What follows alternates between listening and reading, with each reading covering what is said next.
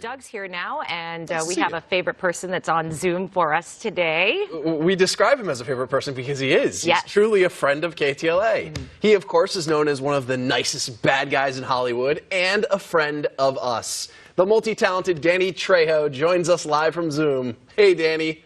What's up? You know, so we describe you as a friend of KTLA. I mean, we've done several things with you throughout the years. I mean, from your movies to coffee to donuts to, you know, whatever charity you're a part of. At 78 years young, how do you keep reinventing yourself? I was told a long time ago that a busy man has time to do everything. So I've been busy, and I'm afraid if I stop... Somewhere along the line, even with that busy schedule, you're still busy at work. You just wrote a book, your memoir, Trejo, My Life of Crime, Redemption in Hollywood. What made you exactly want to share this story? Well, you know, I had been being asked to write a book for the past 10 years, and it just, I never, you know, like they'd send me different writers, and I kept saying, I don't use words like prolific. A bunch. And so I finally, in 1991, I met this guy named Donald Logue. And God, I met him at a meeting at 12 o'clock at night. And he's probably the most angriest kid I've ever met. You know, I asked him, how you doing? And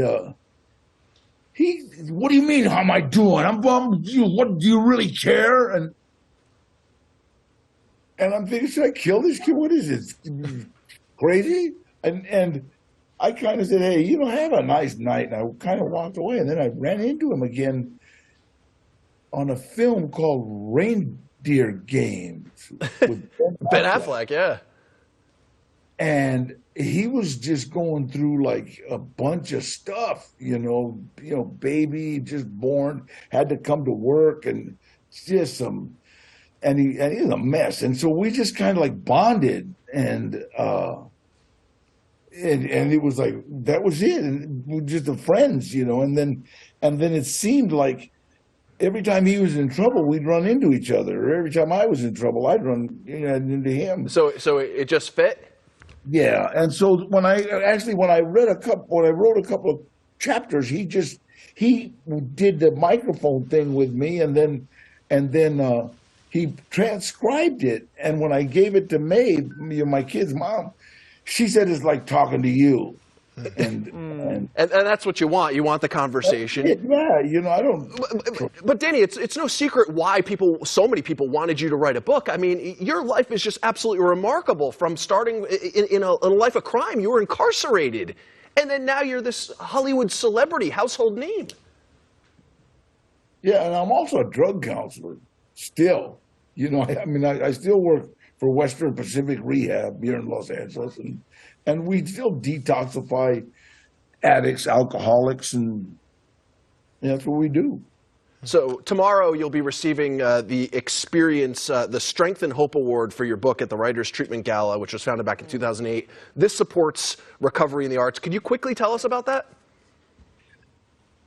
Well, you know, to me, it's more than just an award. It's kind of like a thank you for living, or thank you for what you do, or it really means a lot to me, just because I've been doing this for the past 54 years, you know, and so it's like it's not just being recognized for your work, you know what I mean? It's almost what you do after you work, and I'm overwhelmed with this. I'm overwhelmed. Yeah, Danny, I speak on behalf of all of us. We thank you for everything you've done. You're such a great guy and such an upstanding citizen and an inspiration to all Angelinos.